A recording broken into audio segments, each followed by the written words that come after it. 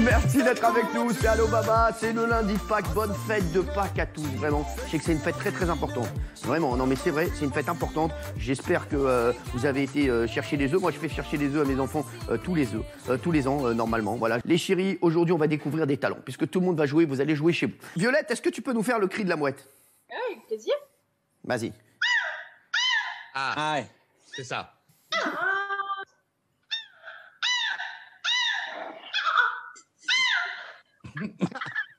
Quoi, et avec ça t'es championne du monde? Ah ouais. Violette, tu te fous de notre gueule? Dimitri, est-ce que tu peux nous dire comment tu lis dans le couscous? Je prends des pois chiches. Ouais. La semoule. Ouais. Je le tortille avec la merguez. Ouais.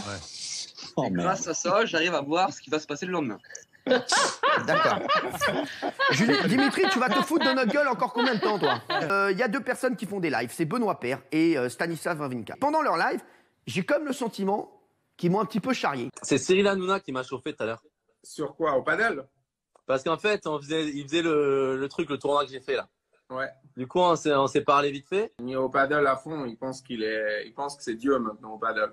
Stan, j'ai eu l'impression, avec Benoît Paire, que vous étiez un petit peu en train de me charrier concernant mes capacités tennistiques et mes capacités de paddle. Benoît Paire est là, pour moi c'est lui le principal accusé, qui est mon frère. Mais je vais déjà répondre à ça. Je vais déjà répondre à ça en fait. Vas-y.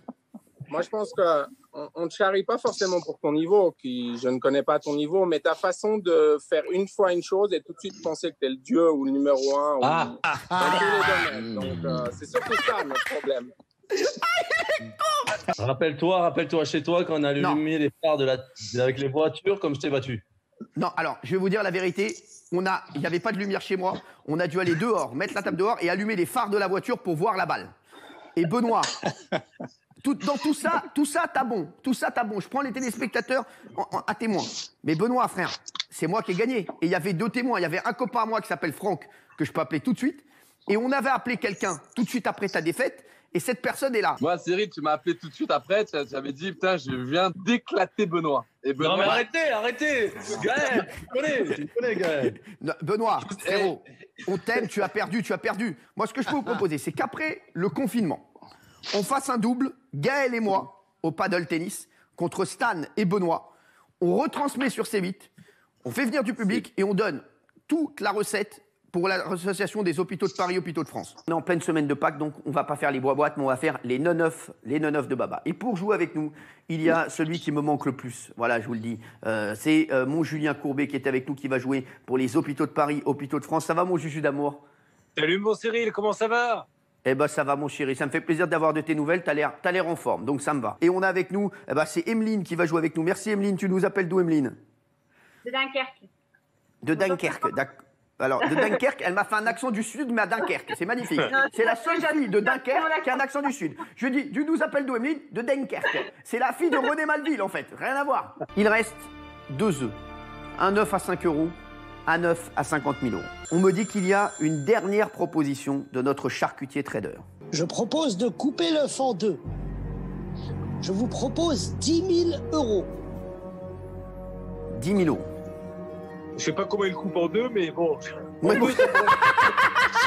Un pub t'en fait 25 000 si le trader. Je sais pas comment il a coupé l'œuf en deux, parce que 5 000 plus 50 000, ça fait 55 000. Si on coupe l'œuf en deux, ça fait 29 500.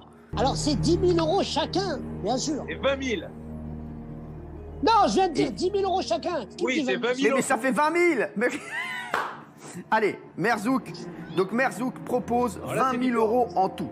Donc ce qui ferait 10 000 pour Emeline et 10 000 pour la Fondation des hôpitaux de Paris, hôpitaux de France. Je vais garder la proposition de Merzouk. Bravo, Emeline. Sage décision. Emeline, tu gagnes 10 000 €, ma chérie. Tu gagnes 10 000 €, Emeline, c'est exceptionnel. La semaine dernière dans l'émission, on avait reçu donc Jacques-Charles Fonbonne, le président de la SPA, la Société protectrice des animaux, et il avait tenu à délivrer un message de sensibilisation sur la situation des refuges en cette période de confinement.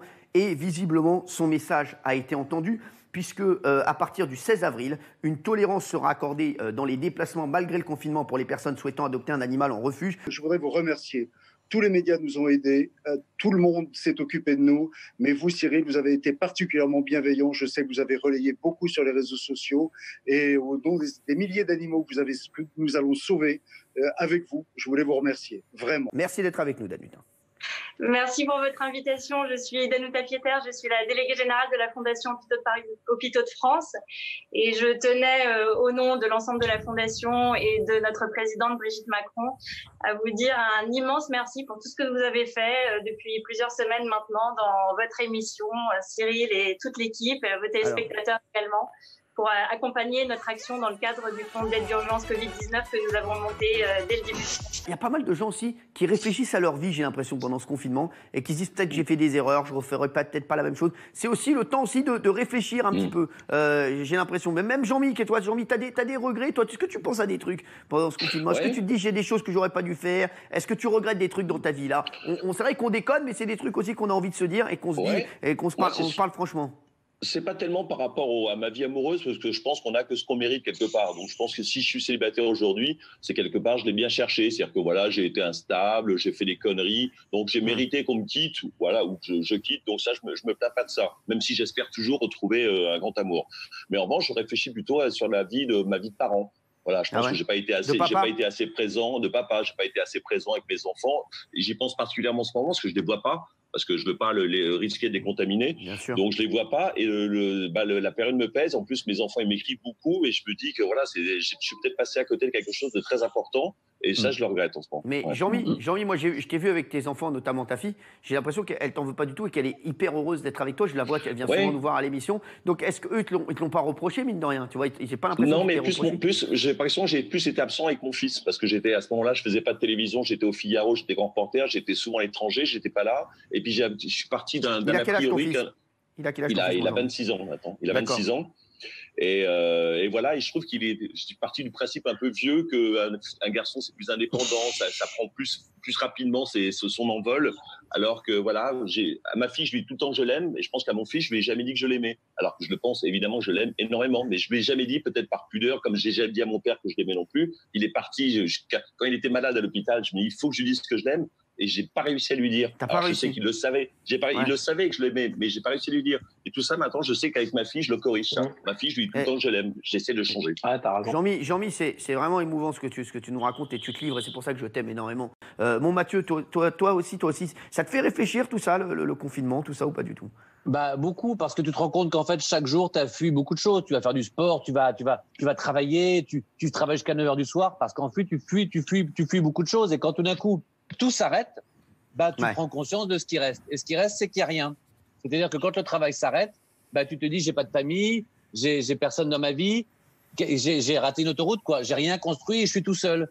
Et c'est vrai que je pense que c'est extrêmement important d'y réfléchir, parce que je me dis le jour où ma carrière, entre guillemets, mon parcours s'arrêtera, c'est le à côté qui va me créer une stabilité. Et le à côté, il est nul. Donc effectivement, c'est très bien d'essayer d'acheter une belle voiture et d'essayer de gagner de l'argent et de travailler. Mais je pense que c'est pas ça le vrai truc. Sur quoi je suis en train de réfléchir actuellement, c'est pas ça le vrai truc. Je pense que la vraie réussite, elle est pas professionnelle, elle est de créer quelque chose autour de soi. Et je vois bien que ça a été un échec total jusqu'à maintenant.